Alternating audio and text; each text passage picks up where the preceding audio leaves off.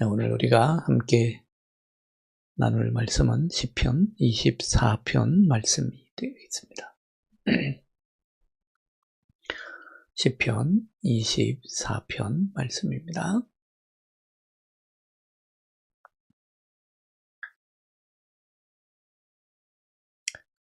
네, 시편 24편 말씀. 제가 봉독해 드릴 때에 다 같이 주님의 계시의 음성을 들으실 수 있기 바랍니다. 땅과 거기에 충만한 것과 세계와 그 가운데에 사는 자들은 다 여호와의 것이로다. 여호와께서 그 터를 바다 위에 세우시며 강들 위에 건설하셨도다. 여호와의 산에 오를 자가 누구며 그의 거룩한 곳에 설 자가 누구인가? 곧 손이 깨끗하며 마음이 청결하며 뜻을 허탄한 데에 두지 아니하며 거짓 맹세하지 아니하는 자로다. 그는 여호와께 복을 받고 구원의 하나님께 의를 얻으리니 이는 여호와를 찾는 족속이요 야곱의 하나님의 얼굴을 구하는 자로다. 문들아 너희 머리를 들지어다. 영원한 문들아 들릴지어다. 영광의 왕이 들어가시리로다. 영광의 왕이 누구시냐? 강하고 능한 여호와시요 전쟁에 능한 여호와시로다. 문들아 너희 머리를 들지어다. 영원한 문들아 들릴지어다. 영광의 왕이 들어가시리로다. 영광의 왕이 누구시냐? 만군의 여호와께서 곧 영광의 왕이시로다. 아멘. 네, 오늘 시편 24편은 16편부터 쭉 이어지는 9편에 걸친 예수님에 관한 예언시의 마지막 시편입니다. 지난번에도 말씀드렸던 대로 시편 16편부터 24편까지가 예수님을 예언해주는 시편이라고 말씀드린 바 있습니다. 특히 예수님에 관해서 예언하되 이 땅에 사람의 아들로 오신 인자라고 부르지요. 예수님도 자신을 인자라고 부르지 않았습니까? 바로 그 인자, 사람의 아들로 오신 예수님에 관해서 노래하는 시편이라고 볼 수 있습니다.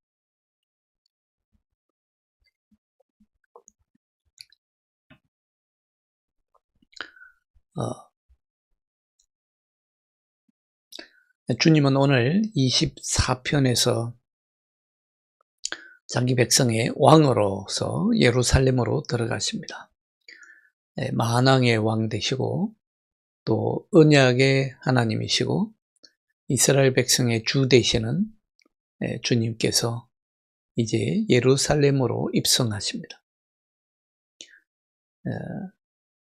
특히 이 시편 24편에서는 미래에 일어날 아주 중요한 사건을 알려주고 있습니다. 뭐냐면 주님께서 두 번째로 하늘로부터 내려오실 것이다. 예수님의 재림이죠. 두 번째로 하늘로부터 내려오실 것을 알려주는 시편입니다. 예수님께서 두 번째로 하늘로부터 오실 것이다 라는 것을 예언해주고 있는 다른 예언서들도 있습니다. 다른 예언서들에서도 이를 분명하게 예고하고 있지요. 주님께서 두 번째로 하늘로부터 내려오신 다음에는 모든 원수들이 이 주님의 발 아래 놓이게 될 것이다. 그리고 사탄은 1000년 동안 묶이게 될 것이다. 요한계시록 20장 2절에서 말씀해주고 있죠. 요한계시록 20장 2절에 보면 용을 잡으니 곧 뱀이요 마귀요 사탄이라 잡아서 1000년 동안 결박하여 무저갱에 던져 넣어 잠그고 그 위에 임봉하여 1000년이 차도록 다시는 만국을 미혹하지 못하게 하였는데 그 후에는 반드시 잠깐 놓이리라 라고 예고하고 있습니다. 묵시록, 계시록적인 예언이죠. 그러나 그때까지는 온 세상이 주님의 나라입니다.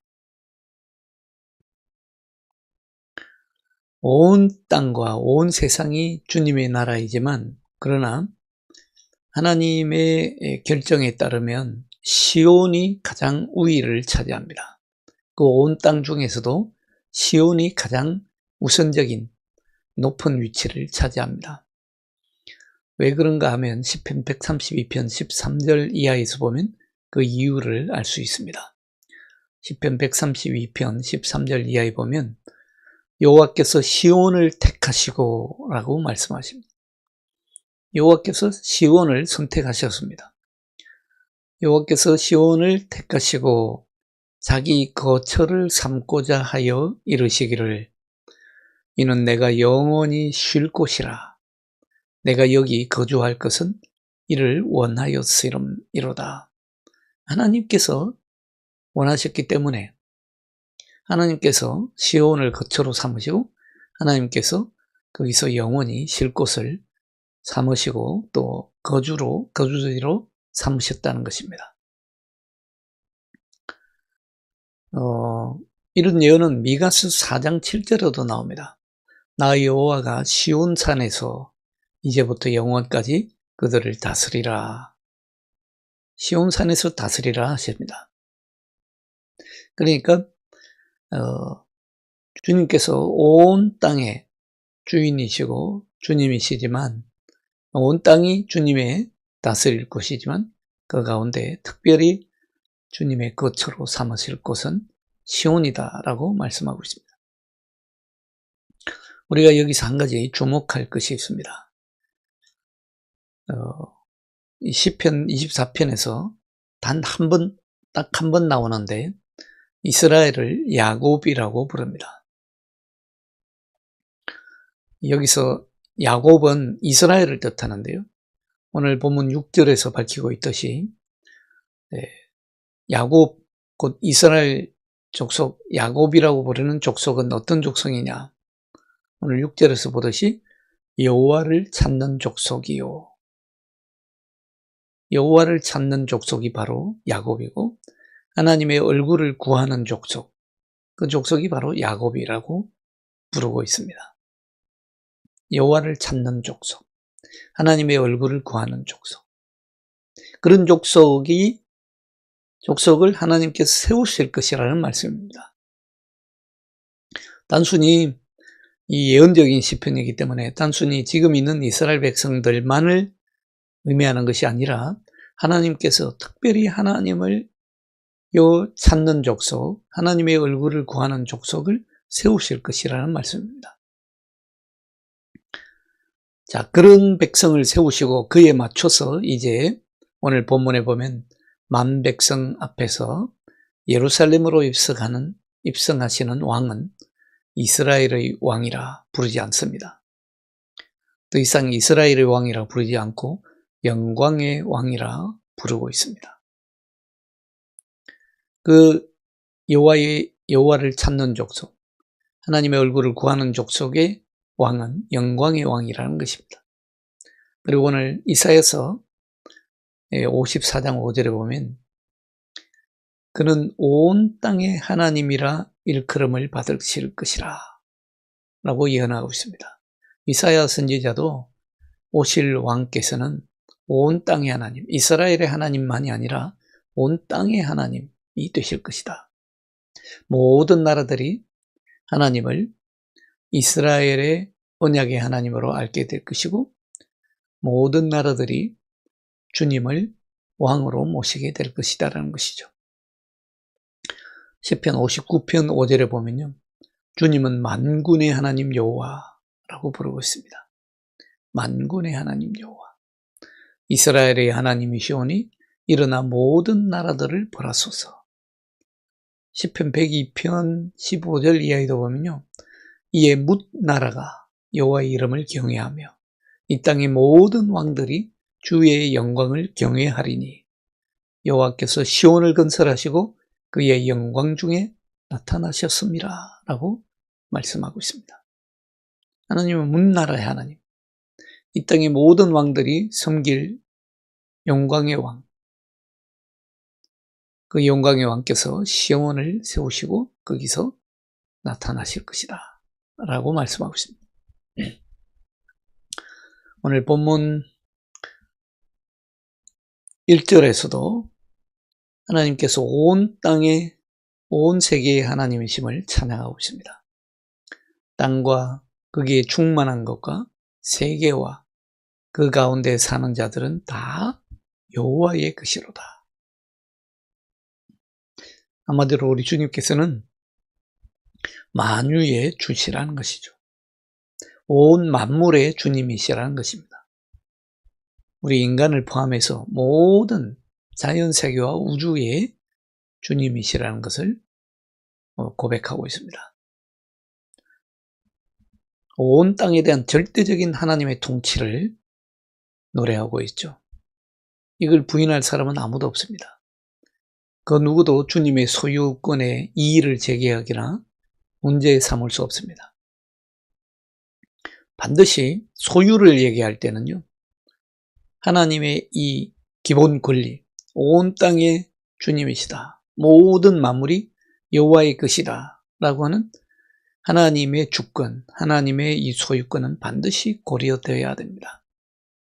이 하나님의 이 주권을 무시하는 사람은 결국 만물을 창조하시고 만물을 지키시고 만물을 유지하시는 창조주 하나님을 거부하는 것입니다. 창조주 하나님을 거부하는 것, 그것이 곧 인간이 지은 근본적인 원죄이죠. 창조주 하나님을 인정하지 않으려고 하고 자신이 창조주가 되려고 하는 것, 그것이 근원적인 인간의 교만의 죄 아닙니까?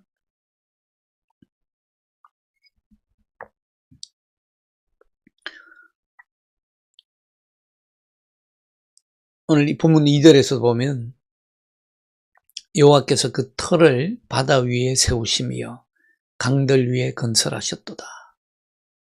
하나님께서 다 세우신 것이라는 것이죠. 하나님의 주권을 고려하지 않고서는 그 누구도 자기 자신뿐만 아니라 자기가 가지고 있는 소유, 자신의 몸, 자신의 생명에 대해서 자기 것이라고 주장할 수 없습니다. 다른 사람에 대해서는 두말할 것도 없습니다. 내가 가진 것이 내 것이라고 착각할 뿐입니다. 그걸 내가 가진 것을 이 모든 것이 주님의 것입니다 라고 고백할 때에 진짜 그 소유, 그것이 나의 것이 될 수 있습니다.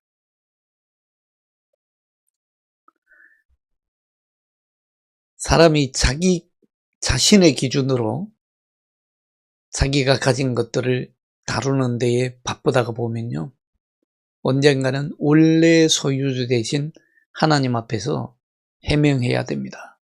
해명해야 될 날이 옵니다. 그걸 왜 네 것이라고만 고집했느냐? 원래 소유주 대신 하나님 앞에 서게 되면 어떻게 되겠습니까? 원래 하나님 것이었는데 내 것이라고만 고백했습니다. 해명해야 됩니다. 그래서 서플전 목사님은 이렇게 말합니다.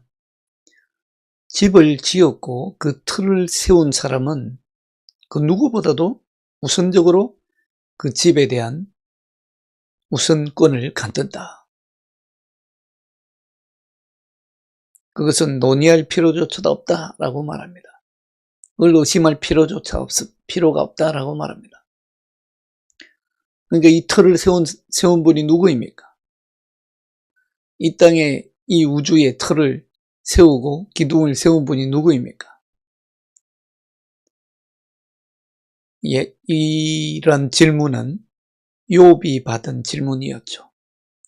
욥이 정말 엄청난 환난을 당하고 고난을 당해서 너무너무 힘들어서 지쳐갈 때에 결국에는 하나님을 끝까지 인정하다가 하나님과 한번 변론이라도 해보고 싶어 할 때에 하나님께서 욥에게 물은 질문이 바로 이것 아닙니까? 온 우주를 보여주시면서 이 틀을 누가 세웠느냐? 내가 이 천지에 틀을 닦을 때에 너는 어디 있었느냐?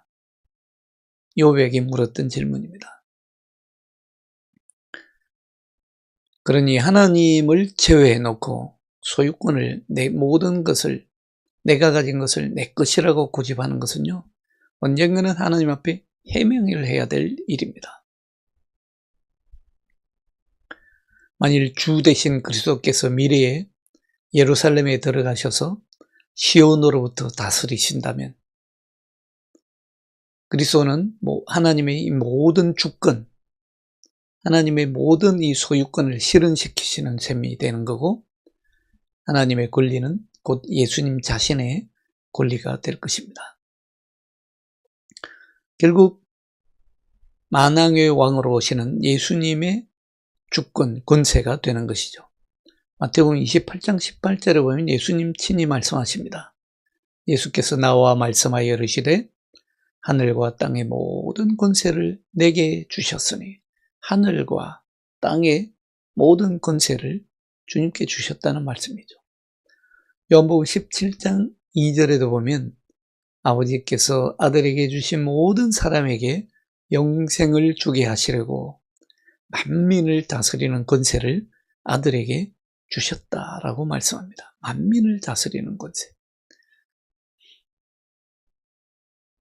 항상 우리가 기억해야 됩니다. 예수님께서 처음 이 땅에 오셨을 때에, 예수님께서 처음 성육신 하셨을 때에는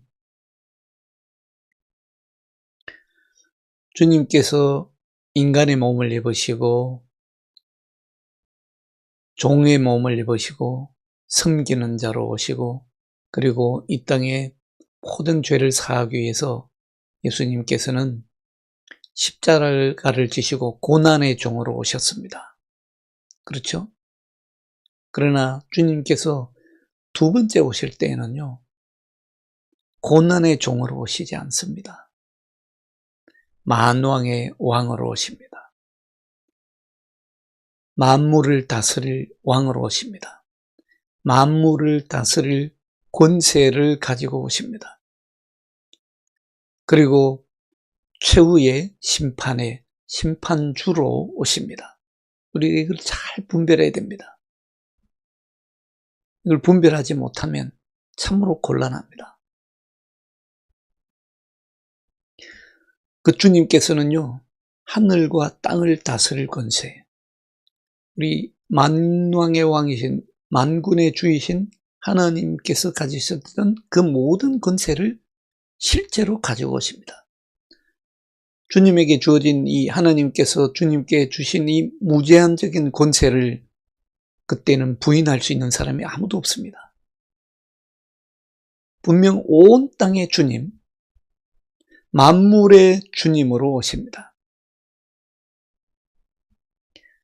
그래서 성경은 고백합니다. 하나님은 멀리 계신 하나님이 아니다, 가까이 계신 하나님이다 라고 고백하고 있는데, 그때에는 정말 하나님께서 가까이 계신 하나님이심을 모두가 알게 될 것이다.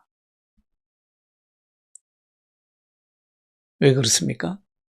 우리 하나님은 어디든지 계신 하나님이시잖아요. 무소부재하신 하나님이시라고 우리가 알고 있지 않습니까? 하나님은 가까이 계신 하나님이십니다. 예레미야 선지자가 이것을 예언하고 있습니다. 예레미야서 23장 23절에 보면 여호와의 말씀이니라, 나는 가까운 데에 있는 하나님이요 먼 데에 있는 하나님은 아니냐. 무슨 말씀이냐면 하나님은 먼 데에 있는 하나님이실 뿐만 아니라 동시에 가까이 계신 하나님이시다. 이것도 우리가 깊이 기억해야 됩니다. 하나님은 멀리 계신 하나님이신 동시에 아주 가까이, 하나님을 멀리 있다고만 생각해도 안 되고요, 가까이 있는 하나님, 또 가까이 있기만 한 하나님이 아니라 멀리도 계신 하나님이시다. 무소부재하신 하나님이시라는 것입니다. 그런데 여기서 우리가 질문이 하나 생깁니다. 하나님은 거룩하신 하나님이시고 하나님이 자신의 거처로 삼으신 거룩한 시온, 여기에 누가 들어갈 수 있습니까? 누가 여기에 가까이 갈 수 있습니까? 누가 여기서 머물 수 있습니까? 라고 오늘 시인은 묻고 있습니다. 오늘 3절 말씀이죠.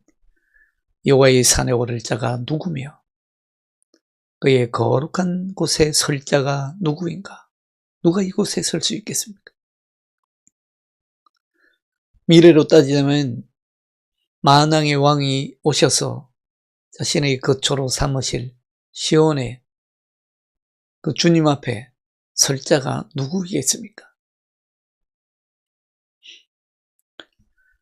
원래 이스라엘에는 옛부터 거룩한 산이 있었습니다. 말하자면 여호와의 거처로 삼으신 곳, 주님의 거처로 삼으신 곳입니다. 시편 15편 1절에 보면요. 여호와여 주의 장막에 머무를 자 누구오며 주의 성산에 서는 자 누구오니까? 라고 노래합니다. 궁금했던 것이죠. 인간의 근본적인 질문이기도 합니다. 누가 과연 주의 성산에 설 수 있겠습니까? 시편 43편 3절에도 이렇게 노래합니다. 주의 빛과 진리를 보내시어 나를 인도하시고 주의 거룩한 산과 주께서 계시는 곳에 이르게 하소서. 많은 시편 기자들이 주의 거룩한 산에, 주의 계시는 곳에 함께 거하기를 소원했던 것이죠. 우리의 소원이기도 합니다. 그 이유로 보면 시편 15편과 성서 여러 곳에서 말씀하시는 대로 이건 결국은 뭘 의미하냐면 하나님은 오직 거룩한 자들 가운데만 거하실 수 있다라는 기본 원리를 알려주는 말씀입니다. 하나님은 죄인들과 함께 악한 자들과 함께 거하시는 것이 아니라 거룩한 자들과 함께 거하시는 분이다. 하나님은 오직 거룩한 자들과만 연합을 이루신다라고는 기본 원칙이 있습니다. 거룩한 자들이란 결국 어떤 자들입니까? 내적으로도 외적으로도 성결하게 되고 깨끗하게 된 사람들이죠.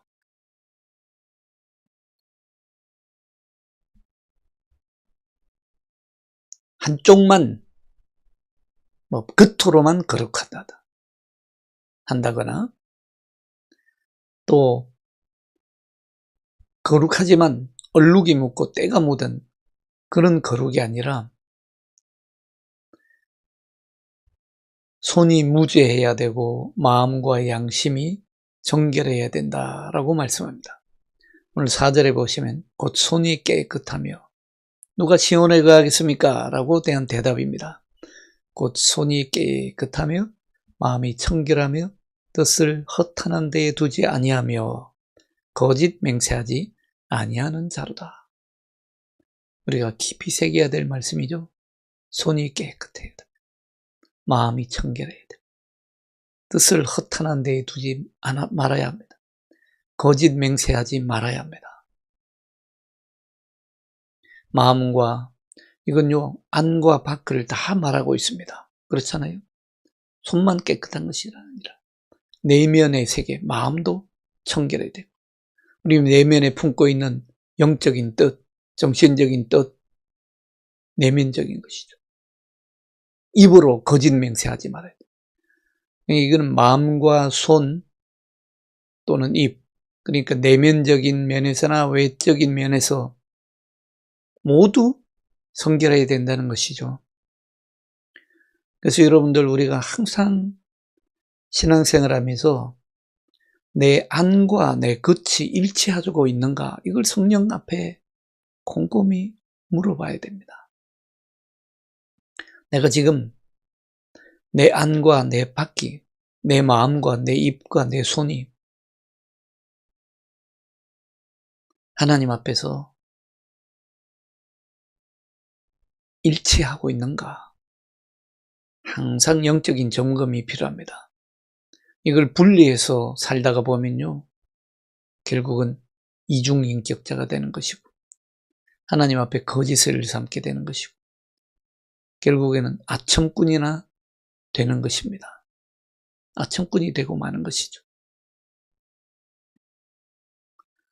우리 영혼과 우리가 하는 말에 있어서도요, 똑같이 이 정결의 계명이 적용됩니다. 또한 거룩함이라고 하는 것은요, 우리가 하나님 앞에 제사나 제물을 드린다고 이루어지는 것이 아닙니다. 구약에서는 제사나 제물이죠. 오늘날 우리로 말하자면 교회 가서 예배하는 것이죠. 거룩함이라는 것이 내가 그냥 교회 출석한다고 저절로 만들어지는 것이 아닙니다. 내가 내 스스로 그냥 나는 거룩하다라고 인정한다고 해서 이루어지는 것도 아닙니다. 어떻게 해야 이루어집니까? 순종함으로. 주님의 말씀에 순종함으로 이루어지는 것입니다. 우리가 주님의 말씀에 순종함으로, 주님의 뜻에 순종함으로, 오늘날로 말하자면 성령께서 나에게 깨우쳐 주시고 때로는 책망하시고 때로는 인도하시는, 가르쳐 주시는 그 성령의 뜻에, 성경에 나오는 하나님 말씀에 순종함으로 거룩함이 이루어지는 것이죠.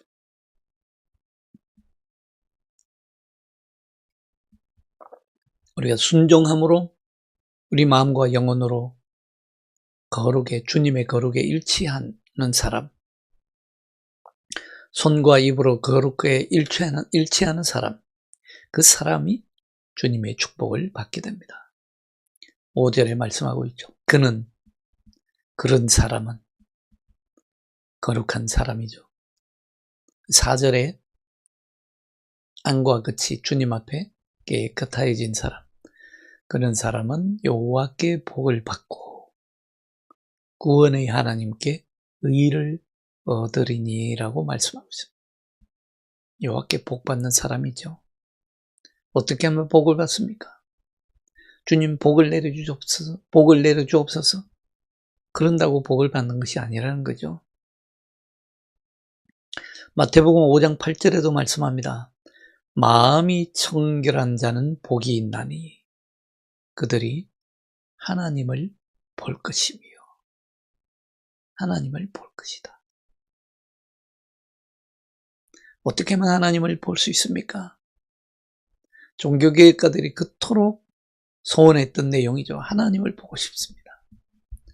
마음이 청결한 자, 예수 그리스도의 피로 마음이 깨끗함을, 우리 영혼이 깨끗하게 씻음을 받은 자, 우리 믿는 사람들은요, 그래서 매 순간 주님 앞에 회개함으로 씻음을 받고 회개함으로 거룩하게 되는 것입니다. 고린도전서 6장 11절에 말씀합니다. 너희 중에 이와 같은 자들이 있더니 주 예수 그리스도 이름과 우리 하나님의 성령 안에서 씻음과 거룩함과 의롭다 하심을 받았느니라. 그리스도의 이름과 성령 안에서 씻음을 받아서 거룩하게 되고 의롭다 하심을 받는 것이죠. 자, 그렇게 할 때에 우리가 우리 자신이 하나님이 임재하시기에 가장 적합한 우리의 몸이 하나님의 성전이 되는 것이죠. 너희 몸이 하나님의 거룩한 전인 줄 너희가 알지 못하느냐? 사도 바울이 묻지 않았습니까? 그러나 우리는 실제로 하나님의 연합을 누릴 수 있기 위해서는 매일 씻음을 받아야 합니다. 요한복음 13장 8절에 보면요, 예수님이 제자들이 발을 씻기고자 하시니까 베드로가 말하죠. 내 발을 절대로 주님께서 씻지 못하십니다. 어떻게 제 발을 씻기십니까? 그러니까 예수님 말씀하시죠. 내가 너를 씻어주지 아니하면 네가 나와 상관이 없느니라.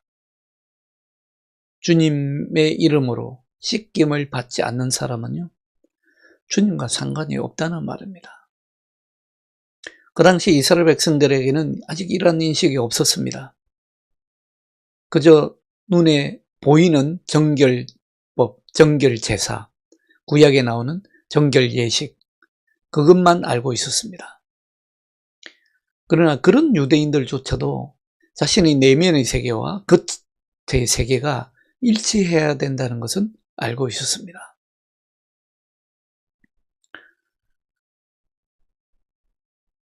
하나님 앞에서 필연적인 의는 하나님으로부터 와야 합니다. 우리가 윤리적으로 도덕적으로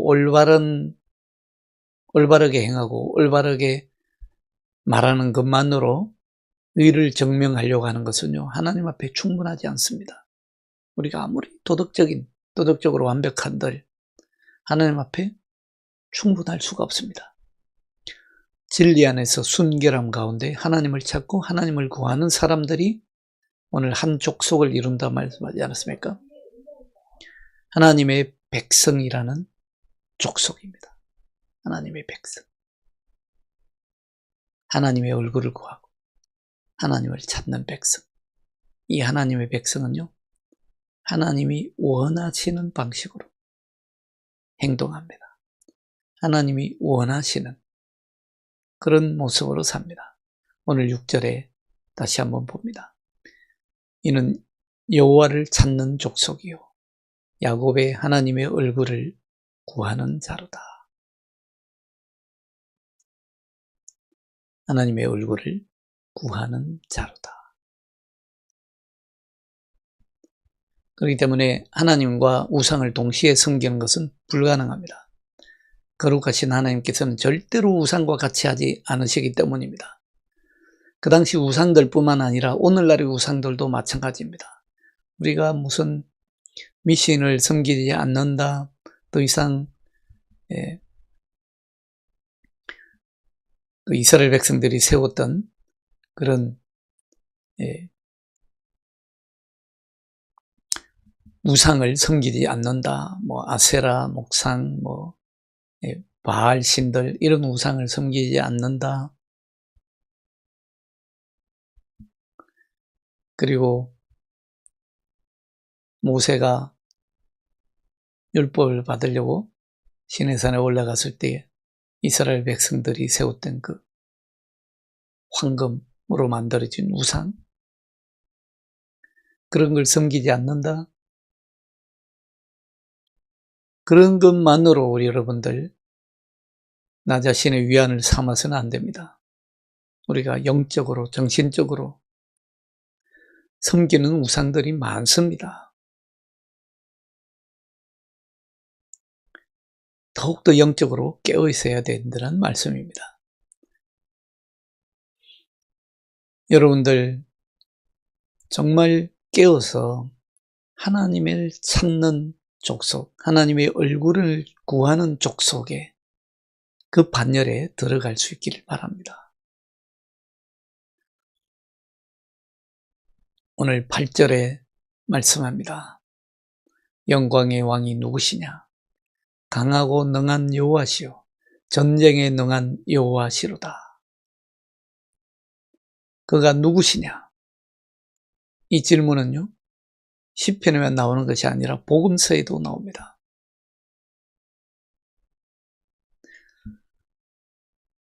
성경이 이 질문에 대한 기막힌 대답을 해줍니다. 시편 50편 1절 2절에 보면 전능하신 이 여호와 하나님께서 말씀하사 해 돋는 데서부터 지는 데까지 세상을 부르셨도다. 온전히 아름다운 시온에서 하나님이 빛을 비추셨도다 라고 노래합니다. 여러분들, 영광의 왕이 누구십니까? 사람은 누구나 저마다 마음의 왕을 모시고 삽니다. 잘 생각해 보십시오. 하나님 안 믿는다고 왕을 모시지 않는 것이 아니라 무엇이든 왕을 모시고 삽니다. 어떤 사람은 돈을 왕으로 모시고 살고요. 어떤 사람은 권력을 왕으로 모시고 삽니다. 또 어떤 사람은 자기 명예를, 자기 체면을, 자기 위신을 왕으로 모시고 삽니다. 사람은 자기 마음속에 무엇을 왕으로 삼고 사느냐에 따라서 그 인생이 결정됩니다. 어떤 사람은 원한과 저주와 복수심 이런 것을 왕으로 모시고 삽니다. 인생의 결론이 어떻게 될지 뻔합니다. 그런데 만왕의 왕이신 우리 주님을 내 마음에, 내 인생에, 내 삶에 왕으로 모신다고 생각해 보십시오. 지금 이 세상에서의 삶에 하나님의 축복이 넘칠 뿐만 아니라 만왕의 왕이신 주께서 시온산에서 다스리시고 모든 왕들이 만왕의 왕을 섬길 때에, 모든 나라들이 주님을 인정하게 될 때에 하나님께서 세우신 그 하나님의 얼굴을 구하는 그 족속에 속하게 되지 않겠습니까? 미래의 약속이 지금 나의 약속이 되는 것입니다. 여러분들, 내 마음의 가장 중심의 보좌에 왕 대신 주님이 앉으시게 자리를 내어 드리시기 바랍니다. 우리가 하는 모든 기도는요, 왕 대신 주님을 인정하는 행위입니다. 우리가 드리는 모든 예배는요, 주님께서 다시 왕위에 오르시도록 인정하는 왕의 대관식입니다. 문들아 너희 머리를 들지어다. 오늘 시편에서 노래가 있지 않습니까? 영광의 왕이 들어가시리로다. 문들아 머리를 너희를 다 들지어다. 여러분들 마음의 문을 활짝 여시고 문을 높이 드셔서 왕을, 참되신 왕, 온 세계를 세우시고 온 세계를 다스리시는 만왕의 왕 주님, 그리고 마지막 때에 다시 오셔서 온 천하를 다스리실 그 주님을 여러분들의 왕으로 모셔드리기 바랍니다. 그러면 하늘의 문이 열릴 것이고 천국이 여러분 가운데 임하는 것을 보게 될 것입니다.